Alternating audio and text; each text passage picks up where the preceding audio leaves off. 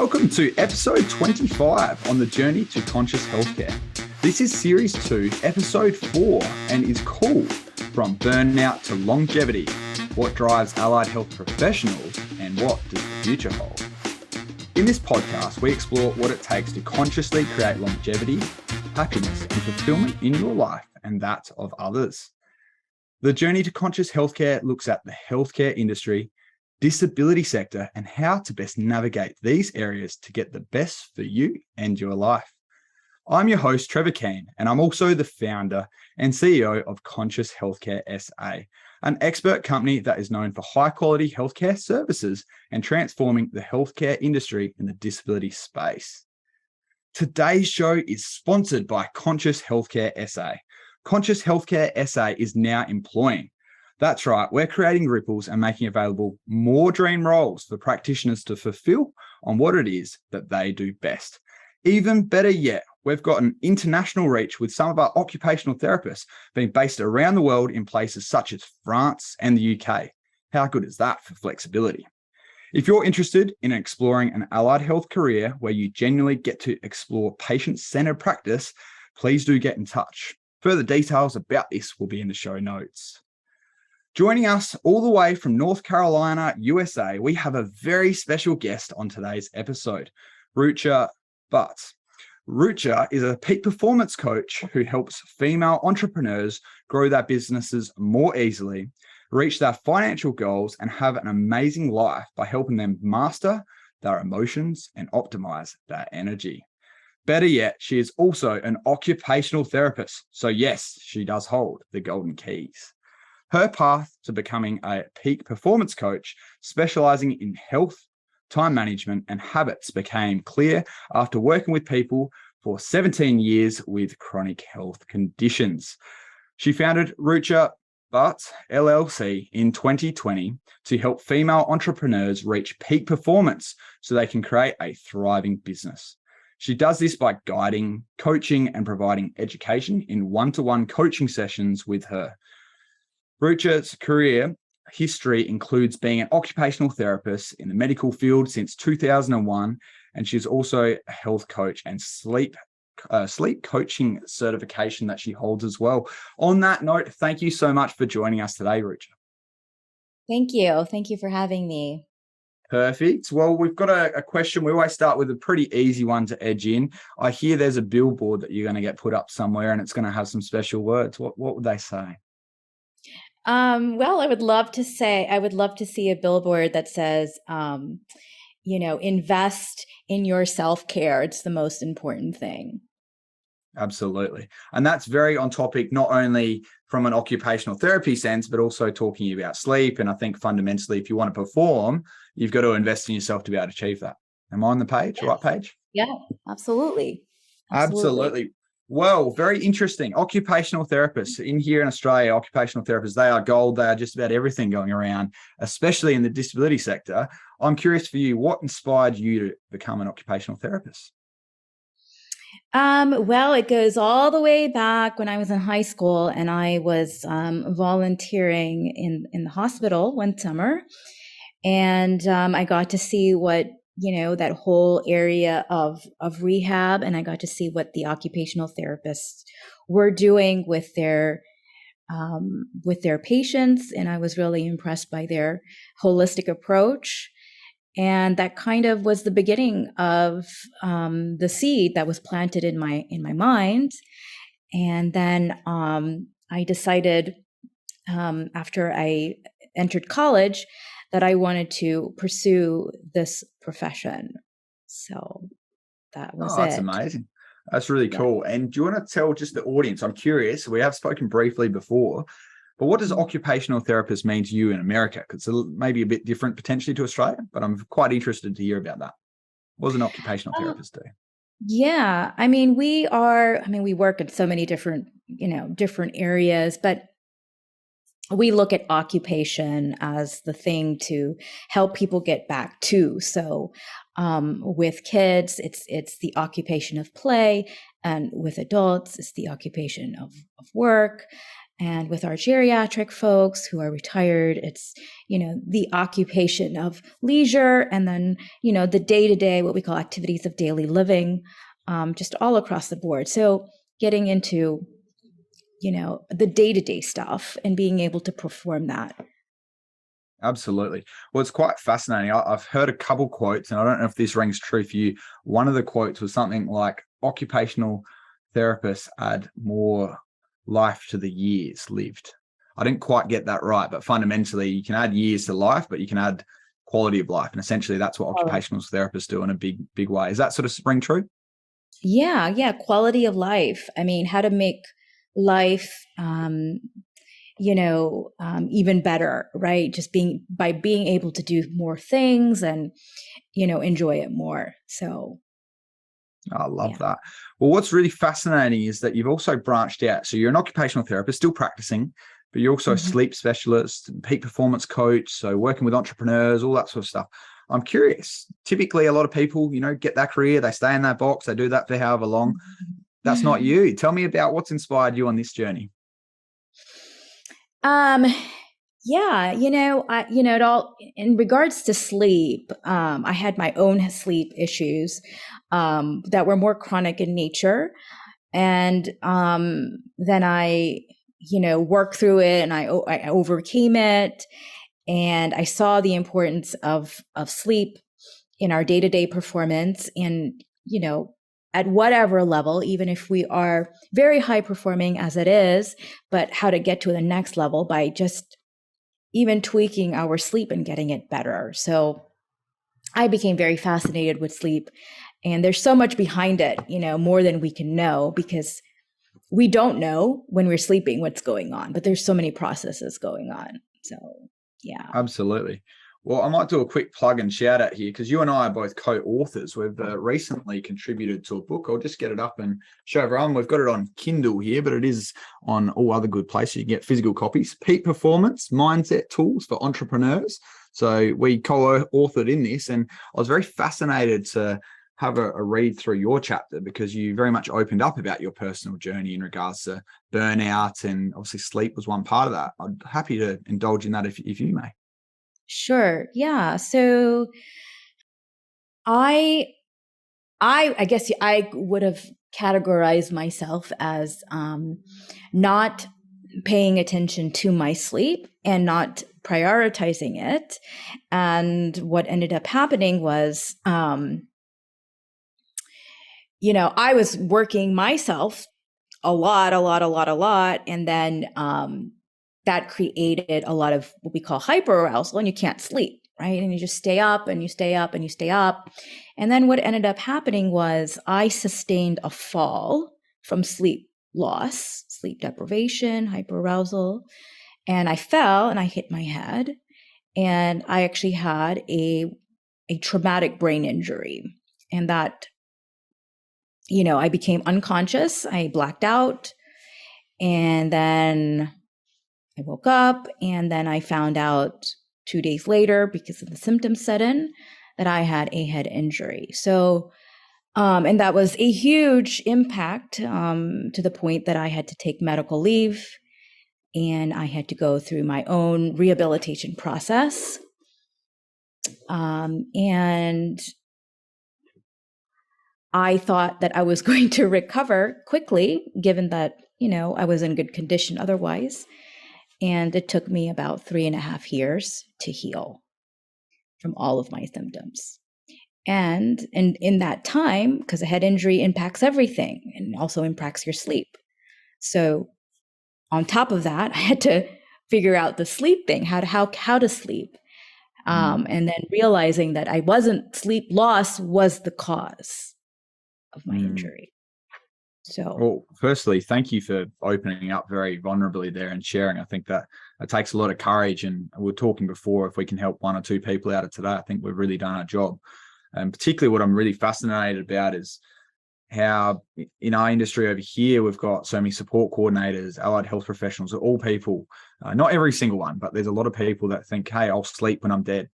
And it's a problem and it's not discussed about. It's not a sexy conversation to walk down the corridor and say, hey, I'm sleeping poorly. What are you doing about that? And taking action, just the same as mental health. It's something that's still, there's stigma around it, sadly, which I'd really love to see that change. And I'm kind of curious, like you've had an episode. So this was not something that was on the cards for you. You weren't literally looking into it. It was only through this incident that then you flagged it up, through real burnout actually taking place, having a fall and all that sort of stuff. Or was this something that you'd sort of known about but put off? I'm kind of curious as to the journey in. Yeah, it was, like there can be like different reasons for sleep loss. Sometimes people are anxious and they worry about their sleep and then they can't sleep even though they have good sleep hygiene.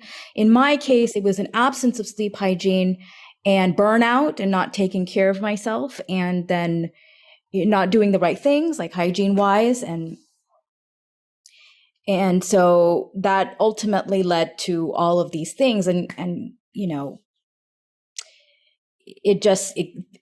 things can get out of hand. It was a surprise, a shock in a way to fall, but at the same time it wasn't, because now I can see that sleep impairs us.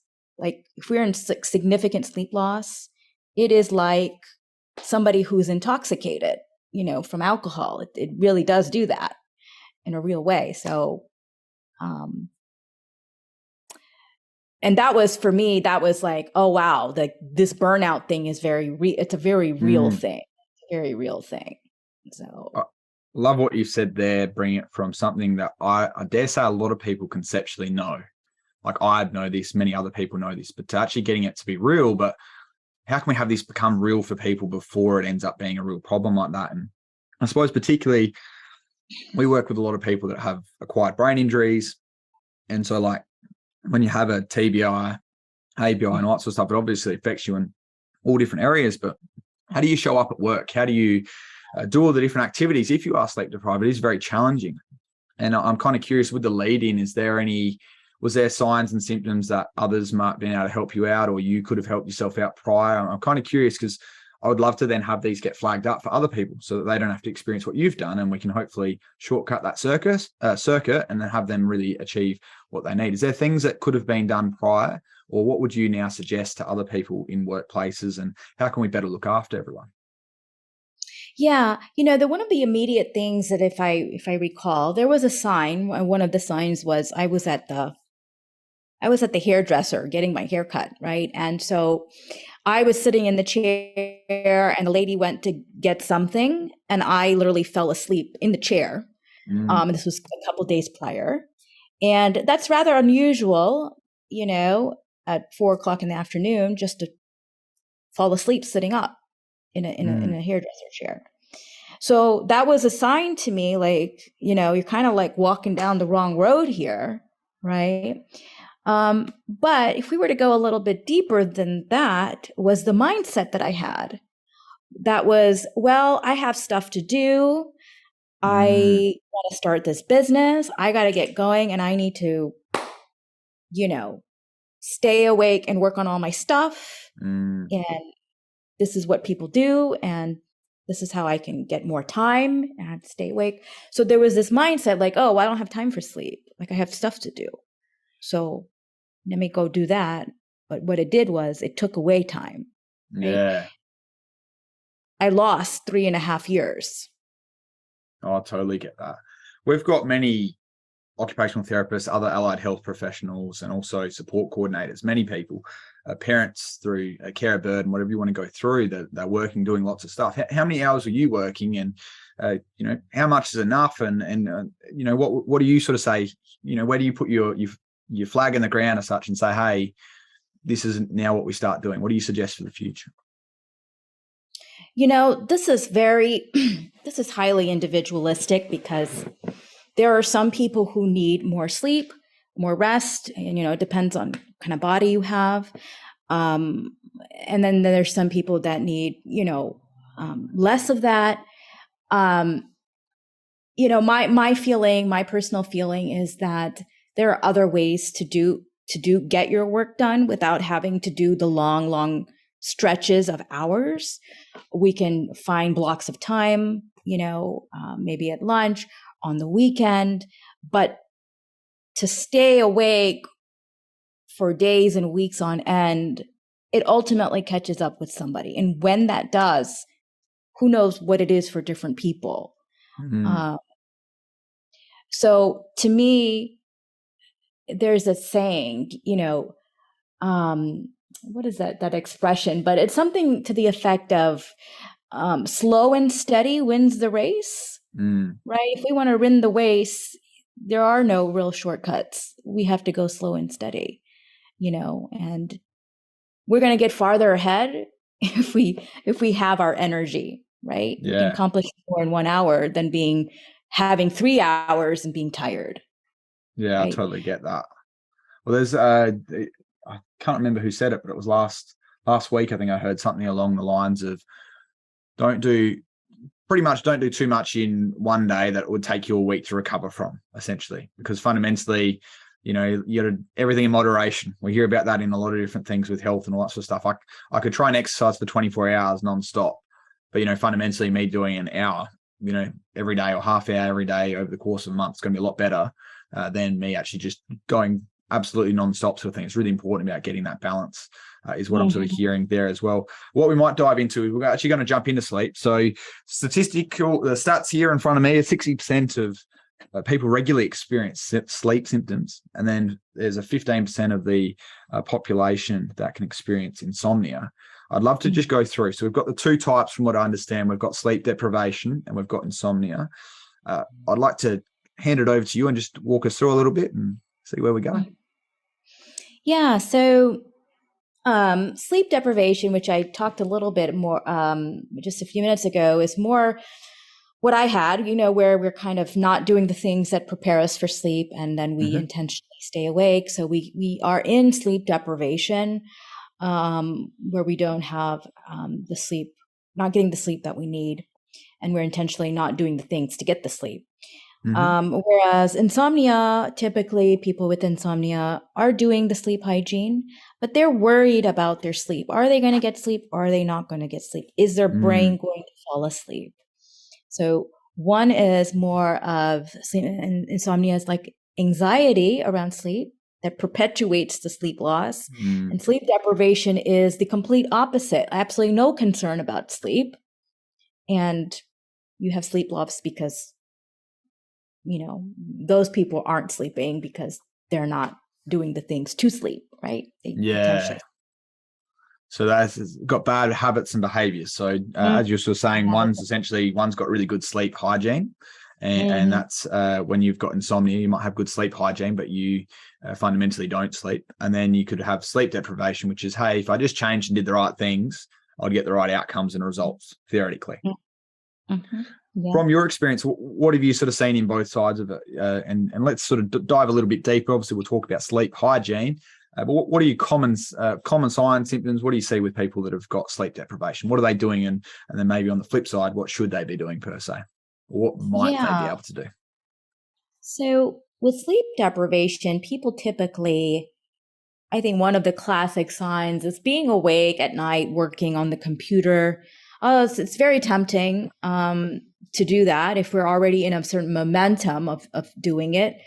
And it's 12 o'clock, 1 a.m., 2 a.m., and there's working. And so when they do decide to close that laptop down, their mind is still going, of naturally so, because they've been working, right?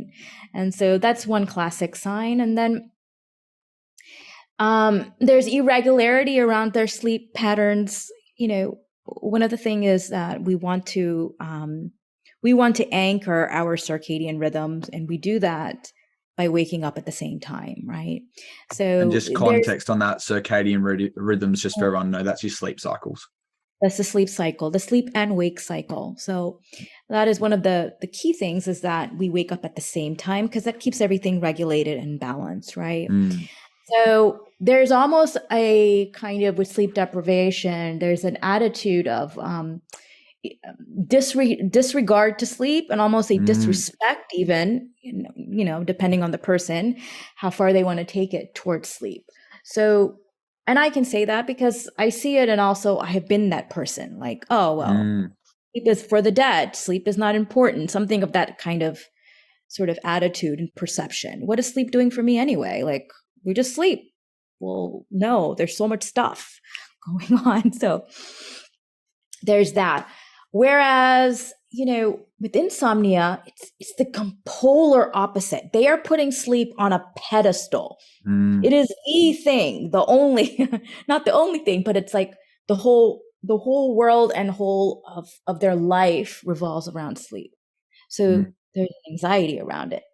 Okay, I better do this or not do this because I have to get this sleep. Am I going to get sleep tonight? Let me not do this. There's like too much importance, right? An over-importance. Almost superstitious, like the whole sports person that has to do their left shoelace or right shoelace up first, but particularly to the point where they're actually fretting about it, right? It's a mindset that they're doing all the right things, and then they're creating the right conditions theoretically, right? But potentially the mindset, because they're actually worrying it, and that's negatively contributing to them not getting sleep. Is that what I'm hearing? Yeah. And, with our insomnia folks, we would say something like, a sleep coach would say, and this is going to sound kind of paradoxical, but you know what? Just stop all your sleep hygiene stuff. You're just doing way too much. And just, just go sit on the couch and watch some TV and, I don't know, read a book and just forget about it. We would tell them that because they're doing so much stuff. Yeah. Earplugs. It's not lack of effort. Yeah, it's not like, continue, can you go on that? So they're doing so much, like earplugs, mask. I really want to hear this list because this would be very resonating for a lot of people, I dare say. Yeah, I would tell them, just stop doing everything. Just stop doing all that stuff. You don't, because at the end of the day. Mask, earplugs. What sort of stuff are they doing? Yep. All kinds of stuff, like listening to special music, aromatherapy, and they just go on, and then they dig for more stuff because they think that the problem is external, outside of them. Yeah. Right? Yeah. There's some kind of magic potion I haven't accessed yet. I need to go find it. Let me go do some Google searches, because this is what they do. Looking Google. For stuff. So I know we laugh about this, but obviously very serious though, right? Very serious. Yeah. If there is a worry, they will go looking for something outside of themselves when the answer is within, of letting go. And that's very hard to do when we're talking about anxiety, any type of anxiety, sleep anxiety or anxiety. Well, I think that opens its way to another topic, and I might be wrong, but compartmentalization is quite an interesting one. I'll segue into it. So I myself have struggled winding down. I don't think I have insomnia. I sometimes experience sleep deprivation. Sleep deprivation along the lines of, sometimes my habits and behaviors aren't quite right. I have recently been tracking my effort towards creating the right conditions for sleep. So I don't actually track how many hours I sleep. I do know that, but I don't really care about how many hours I sleep. I've particularly been focusing on, okay, right, well, have I created the right conditions? For me, I go to bed about 9:30, and then, have I got off my devices early? I read a book or something like that, had a shower, done a few different sort of things like that. There's not a heap that I need to do, but I've already created the right conditions for sleep. But then fundamentally, it's like if you don't sleep, one of the things that I often hear about, and I know I experience this, is I read somewhere along the lines of, if you don't get to sleep after 15, 20 minutes or something like that, potentially get up and go read a book or something, but be in low light. Don't go somewhere and don't turn the big lights on. Don't go into a stadium per se, and then just let it happen. Because if you're fretting about it, right, it's less likely to happen. Am I along the right lines here? Yeah. That they call that, there's a word. So that's a good guideline. If we haven't fallen asleep in 15 minutes or 20 minutes, we want to get out, because we don't want to stay in bed, because then we're making a wrong association with bed, right? Yeah. Like bed, the rumination. Being awake. Is that rumination, right? The rumination. Right. Yeah. No, that's fascinating. Yeah. The thing is, this is the thing with, if there's no hyperarousal, we can fall asleep just about anywhere. That's the amazing thing about it, because we notice this when we are sitting on the couch and we're watching TV and there could be a kitchen light on, and yet why is our head bobbing and our eyes are closing, right? Because we're not thinking about sleep. We're actually thinking about nothing. We're just Mm. watching something, right? And then we're like, oh, well, okay, this is a great sign. Let me go to bed. And then we get into bed and all of a sudden we wake up Is and it we're like, almost like I need to perform? I need to perform. I'm here to sleep. Is that what it yes, is? yes. There's a word for it. It's called Houdini effect. Like the magician guy, he just shows Yeah, yeah. up. Now you're wide awake. Now, so there's a reason for that though, because now in the back of your mind, unconsciously, you may not even be conscious of this, that these people may be thinking, okay, I'm in bed now. Oh, am I going to go to sleep now? Am I going to fall asleep? They may not be a conscious thought, but in the back of their mind. So then what people Yeah. do, and I hear people saying this, I'm not going to go to bed. I'm just going to go fall asleep on the couch, because they have made that association that bed Yeah. means being awake. And they know that. They're like, oh, I'm not, I just fall asleep on the couch now. Yeah, that's really fascinating. So I know someone in my life that has issues with sleep, and they're taking some medications, like some helping make him a bit drowsy and such like that. I think it's an antihistamine or something like that, and use earplugs and face masks. One of the worries and concerns that I hear from them is that they're worried about whether they've got dogs, and if they're having issues, whether they'll wake up or not, because ultimately they can't hear, right, if they've got the earplugs in. And they're also quite concerned in regards to, say, if their child in the future or now has SIDS or something, wakes up and has some sort of an issue, that they won't wake up and be able to be there for them. What would you sort of say to someone in that situation? So are they worrying that, like, what if they do sleep and then they don't hear something that they need to hear? Kind of Yeah, like or that? because of the having to use the face mask, earplugs, those sorts of things, that fundamentally it's harder for them they can't hear as much, right? And so little noises, one, they're probably hyper vigilant, I dare say, because they're hyper vigilant, they can wake up and ruminate quite easily, but then they're concerned as well because they're using that as a strategy, that they fundamentally then can't hear things that they normally would. So I might wake up, for example, and I would hear something because I sleep very well, but like, as if there's something there, I'll wake up, whereas they might not per se. Mm-hmm. Well, I think the question to ask is, could this really happen? And if so, then I probably don't need to have earplugs if it's that huge of something big, right? Yeah, right. Um, my sense is that they're actually not falling asleep because of the earplugs. They're falling asleep because they think that the earplugs is helping them sleep. So it's more of the belief Ah, as I opposed to the see. thing. Yeah, that's Yeah. very fascinating, isn't it? Because the association. It's Yeah. kind of the That's that whole, placebo effect, right? whether you believe you can. Yeah, exactly. If you believe you can or believe you can't, you're right either way. Yeah. Right. Right. So we're really working with belief systems, even with our insomnia folks. It is a belief system. Same thing So with. very much in CBT then, is that sort of cognitive behavior therapy? Is this sort of the way through? Or if there's a journey, right? We're talking about the journey to conscious healthcare, right? So if there's a journey to good health and sleep, what does that look like in this sense? If someone's got insomnia or they've got a bit of sleep deprivation obviously get better sleep hygiene, right? That's simple. But if someone's got insomnia, what's their journey out? Do they then go see a sleep specialist? Do they go see a psychologist? What's the best way you would suggest? Yeah, I mean, really, with insomnia, is really looking at their beliefs, because it is cognitive behavioral. It is CBT. Mm-hmm. But there are different approaches around CBT. There's CBT, or traditional CBT. And then Mm-hmm. there's what I learned is the non-traditional CBT, which Right. is not so strict, like sleep restriction, because that's hard to follow, like every time you get up, every time you're awake, you have to get up out of bed, right? And so what a traditional CBT therapist would say is, every time you wake up, get out of bed. So if you wake up 5 times, then you have to keep getting out of bed. And that's not a very great approach, right? Because Seems it's very hard to follow. rigid. It's very rigid. With our non-traditional CBT approach, it's more flexible. And we really are, again, looking at the mind, because again, these folks are, they put sleep on a pedestal, and that's the problem. We can't put it way up here, but we can't be down here like the sleep Mm. deprivation people. Like, oh, it's not important versus it's too important. So you can't give too much importance and you can't give too little importance. It's more of like sort of that balance, like, yeah, I mean, it's necessary, it's important, but I can't make it this thing up here, like the ultimate prize, right? So Yeah.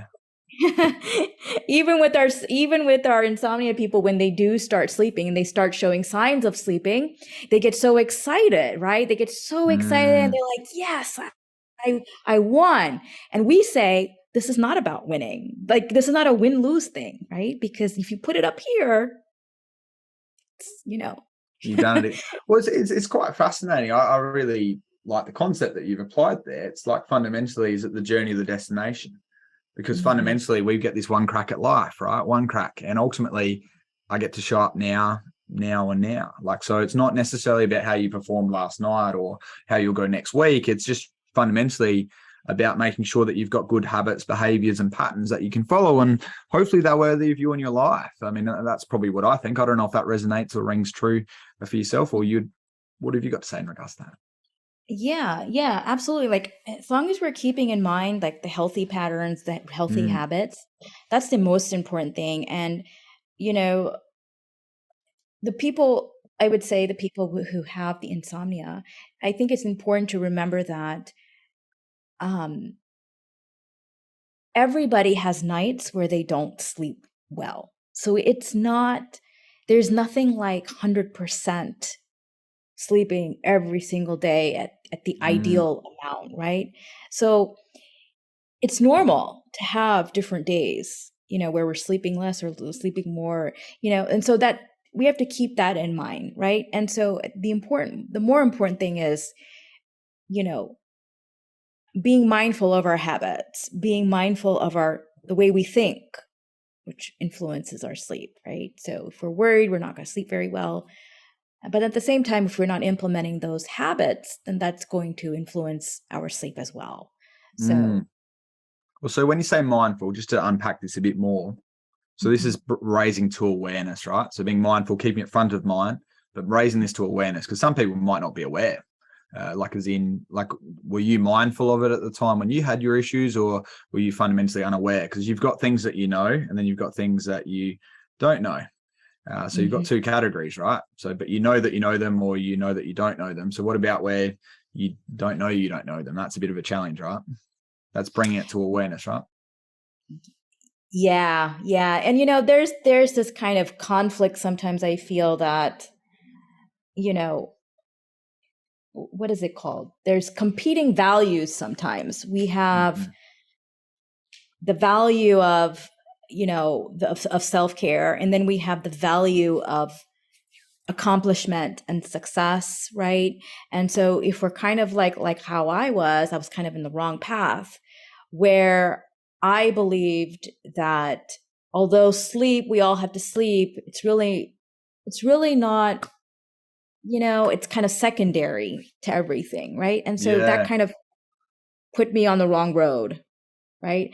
And I didn't get that idea that if I optimize my sleep, then I actually would get more done, not less done. Well, right? I like the concept of where you're going with that. So competing values. So this probably leads in quite nicely to boundaries. And I think as an occupational therapist, you do functional capacity evaluations or assessments, however you want to call them, looking at all of life and all that sort of stuff. So rather than maybe looking at, you can go and shower and you can do all these things. Well, how do you handle your different areas of your life, and how do you set boundaries in them? Because I think this is probably an interesting one. You've got your own internal boundaries that you can set or not. We've got external ones, right? Like, so someone, like a certain distance from me or whatever else it is, in regards to, I don't like people sitting right next to me. I like to have a little bit of space, but like, how do you set internal boundaries, and how do you then set that out? I think that maybe there's some juice in that. Yeah, there is. I mean, the internal boundaries. Yeah, that's a big one, because sometimes our desires are so intense that it overrides our internal personal boundaries, right? And I think that's the conflict, because we want two things, right? We want this and we want this. And so it's like, how do I navigate this in the very best way? And then having that understanding, I think that's the key thing, is that understanding and that belief, because it's a belief change. It really is. For there to be a behavior change, there has to be a belief change. That's the number Good one quote. thing. So instead of trying to fix the behavior, fix the belief. The belief that had to change for me is that I have to prioritize my self-care before everything else. Right? So now it's like, you know what, if I'm tired or whatever, I'm going to prioritize my tiredness first, not 5 things that I have to do, which is important. Again, see, competing values, but there's always going to be something that's a little bit more important. Just a little bit more important.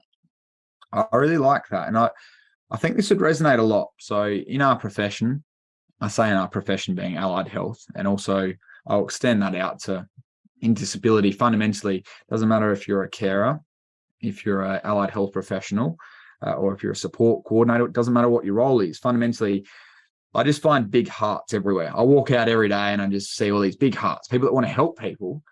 Now, I think there's potentially a boundary and issue here in regards to self-care for me. And then there's this natural people-pleasing behavior. And so how do you then handle that? So what I mean by that is fundamentally there's what I need for me. So what keeps my heart singing, and how do I avoid burnout myself, looking after myself, sleeping, all that sort of stuff. And then on the other side, there's all these priorities and things I want to do. I really want to help that person. But then how do you draw the line and sort of almost compartmentalize it so that it's like, hey, I've done what I can during whatever those hours are? Or what would your suggestions be for people in that situation? I think there's many. Yeah, it's like, and that's a tough one, because if our level of generosity is so high, we value that, right? That's a very core value of somebody. And then we have this other part of ourselves that we have to take care of ourselves so we can actually help other people too. So that's the internal like negotiation that we have to come to some sort of conclusion that, how can I best do this and still take care of myself? And then accepting that as human beings, we have our own limitations, varying levels at varying times. So we have to come to that sort of acceptance, right? It's a self-acceptance thing, right? Yeah. Okay. Right. That's fascinating, because we've got lots of people in that situation now. So if we played that out, and let's say if I'm having that issue or whatever else it might be, I'm playing it out because it's real for many people I know. Yeah. Is that something that you write down on a few pieces of paper in regards to what I'm doing and bring awareness that way? And then you go, okay, for now on, I'm going to do X. I know in the book, in your chapter that you wrote, you particularly talked about behavior change. So you've said just before about a belief change is required for a behavior change. How would you get someone to navigate this situation? Because this is a problem that's very real for many, thousands, if not millions of people right here, right now. How would you suggest? Would you be working with them one-on-one? Or is this something that they can simply just do by themselves, as far as can they get a piece of paper out and then work through that? How would you best, or what options do you have available? Yeah, I think both are great. I mean, the journaling and the writing, that's a tool that I really used. But I also, I had my own coach, health coach, to work all that out too. And I think it's a good combination, because I think they can mirror back. Oh, well, it looks like this is your belief right now. This is what you value. This is your belief. Do you see the pattern here in yourself? Or do you see the faulty thinking? Or do you see how this led to this? And I think writing can sort of reveal that too. Absolutely. But having a coach in front of you, that could be a much faster process, I think. Yeah. And is that something, I know you've got a Facebook community, is that something that you delve into in that community? I'm kind of curious. I know we've gone into this. I'm just curious as to if there's a vehicle that might be able to help people there now. Yeah, I cover a lot of different topics, but a lot of it is how to think, right? How to think differently. I had a couple topics on sleep, and trying to, because my audience really wants to level up and achieve more, and so it's like, okay, well, you want to achieve more. What is that going to require of you from a place of managing yourself? Yeah. What do you have to do more of? because A those bit of it. things go hand in hand. We can't Yeah. be, it doesn't even matter. Like CEO of a company or whatever level, it doesn't matter. The Mm. president, if we want to go up here, you have to tweak things up here, right? Yeah. And doing a bit of that gap analysis is what I'm hearing. Just make sure that, Yeah. you tweak for me, I've had to become exceptionally good with time management, just mainly because I've only got so much time. We've got 40 people involved in my company. And so here it's really important that we can actually balance that. How do I then balance the competing priority? I'd love to have one-on-ones with everyone, but hey, if I did a one-on-one with everyone every week, that's my whole week just done in one-on-one. So how do I now empower other people to then be able to provide the support and what people need? And then equally, how am I now changing what I'm doing? So I'm having to get much better at saying no. Because fundamentally, you've got to say no to opportunities that they are opportunities. Now you've got two good opportunities, right? There's two good opportunities, not just, I've got one. It's easy when it's just, oh, I like this one, I don't like that one. But what if you got two good ones in front of you? It comes to a prioritization thing. Yeah. Well, And that's let's. the dilemma, right? Oh, you go. No, absolutely. Over to you. I was just going to say that is the dilemma if we have two great opportunities, right? So, Absolutely. yeah. Well, I feel like this will be very much of value for many people in our audience. So you're an occupational therapist, often working with children, particularly with autism, but it could also be sensory processing disorder, I think we discussed before. I understand it's, as they often may experience a dysregulated nervous system. How do you see that this affects their sleep and then as a result of that, their executive function? And can we unpack that a little bit more so that those that might not be allied health professionals, they can understand what that looks like and how the impact is? Yeah. If, with a nervous system that may be what we call not modulated very well, parents report that at nighttime they have a difficult time falling asleep because they're so revved up, they're so still on the go in their behaviors, and so they have a hard time coming down to then fall asleep. Or maybe they do fall asleep, but then they wake up so many times, and again, that's that very hyper aroused nervous system. So then what we see is that then the next day, sleep loss can also impact mood. There's a huge connection between those two things. So kids may, they tantrum more easily. They get set off more easily because they haven't slept, right? And, same with adults too.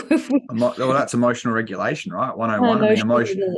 Emotional regulation is an absolutely huge topic. Under the NDIS, we've got about 500,000 people that are on the disability scheme here, and autism is the most prevalent diagnosis. And fundamentally, emotional regulation, but I think even co-regulation is a big one.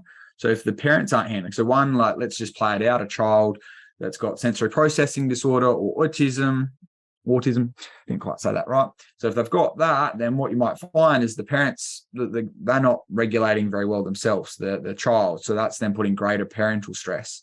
So creating more stress there for the parent. And so the parent's got a role in regards to emotionally regulating themselves so that they can then work and co-regulate. I don't know if you agree with that or not, because there's sometimes a child might not have the awareness to then be able to emotionally regulate themselves. They need support with that. Right. And so children are not, young children don't have, they don't have the fully developed brain, right? So they don't know how to do those things. Even with the child who doesn't have autism. So part of the parenting thing is teaching children how to manage their emotions, their bigger emotions. And so now we have another variable there too, like, okay, now he's sleep deprived, but then now he's a child. So it's like, okay, I have to, as an adult, they have to be able to learn how to do that with their children. And now on top of that, with the sleep piece not being there, it does become a challenge. And I can imagine now with some parents, their kids are not sleeping, then they're not sleeping either, because then they're awake, right? So that's kind of like a double whammy, I think, What would you suggest if you're in that situation? That's you, and you get to speak to yourself. What sort of words would you be putting forth? That really is that's a challenging situation. From an occupational therapy standpoint, I would be looking at sensory diets and looking at what can we do to calm their nervous system down. Now we're looking more at a remedial approach, but then from another standpoint, I know sleep coaches that work with children, they are doing things like, having a very specific type of bedtime routine, those types of things, right? Getting a routine in place. Sometimes parents don't have a specific routine because they just don't know what to do with this. Yeah. With that. Proper challenging, isn't it? Now, we might not well fix that today, but I'm very curious. So out of curiosity, how do you go maintaining a healthy work-life balance that involves everything to do with sleep and the rest, all your habits and behaviors? Tell us about what you do. To me, I just try to keep it as simple as possible, but I make sure that I have a level of consistency in my day and my week, meaning and I mentioned this earlier, waking up at the same time, eating meals generally at the same time, going to bed at the same time. These type of routines keep our nervous system and our body regulated. So when we can have these things in place, I call them anchors. They're anchors, they anchor us. And then I have the mindset that I plan everything around when I wake up, when I eat, and when I sleep, because these are the three things that keeps our body and mind going. That sounds like very fascinating. Clearly a very good strategy. I'm kind of curious as far as if you see that as habits or rituals. Difference between the two being a habit might be something you do, but a ritual is also how you feel and think about that whole process. Because it sounds like there's a mindset. So the ritual, that's what I'm hearing. I might be wrong, but it sounds like it's more of a ritual, despite the fact that there's obviously habits that do take place at certain times. How do you see that? Yeah. So like I do take that to a whole nother level. I have made my routine a ritual. I've made my habits a ritual because now there is a very kind of intention behind it, and it's purposeful intention. Habit is, of course, those are habits, but now it's like, no, but this is like a whole nother level. Like, this is a ritual. No, I love that. Love that. Rightio, we're up to our final question for today. Now, I know you're not here in Australia, but we're going to talk about changing the world because we, Conscious Healthcare, say it's all about creating ripples. So I want you to pretend that it's 20 years into the future and we've achieved success in the disability sector. What does it look like? What does it feel like? Paint me a picture. What does it look like 20 years from now? We've achieved success. Yeah. So like anyone that's got a disability anywhere, what's their world like? Are they walking around? Have they got accessible beaches, lots of different sorts of things? Just paint a picture. I fundamentally love hearing what people have got to say because it's only through speaking about this future that we're going to create it, right?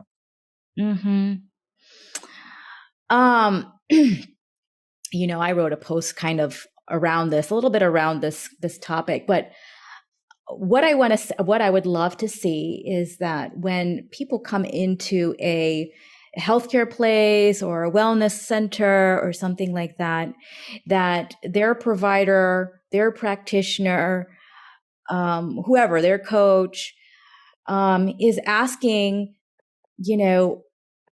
a lot more of lifestyle-based questions, like what do you want to accomplish in your life? What has it been like for you? What are some of the things that have influenced you to this point? Taking more of a holistic approach, what are your beliefs? What are your values? And because all of that is going to shape a person's level of health and wellness and what is going to help them live a higher quality of life, as opposed to, well, what are your symptoms? And then that's it. Sounds like very much the fourth wave of healthcare. Yes. Holistic, getting completely, I know we're talking already about the psychosocial model, which is essentially the social, it's the physical, everything, right? All encompassing. Mm-hmm. But it sounds like a very different model altogether. Spiritual, add everything into it. Everything. Spiritual, financial, family, self, values, beliefs. Because we're not taking a holistic approach. We're like, oh, so what's your pain level? Okay, great. What are your symptoms? Okay. Assessment done. Here's your treatment plan. Go. And that's it. We don't know anything else. Yeah, it's not enough, is it? It's not enough. Well, thank you so much. That brings today's episode to an end. I hope you found it educational and learnt something from it. As fellow Aussies, you know there is nothing worse than being stingy. So if you've got value from this, please do share this with anyone who you think may benefit, whether that be a participant, support coordinator, or anyone who happens to sleep. I might do a quick plug here. We've got our Peak Performance Mindset for Entrepreneurs book. You can grab that one on Amazon if you want. There's 24 amazing authors in there. I just happen to be one, but Rucha, you're obviously in there as well.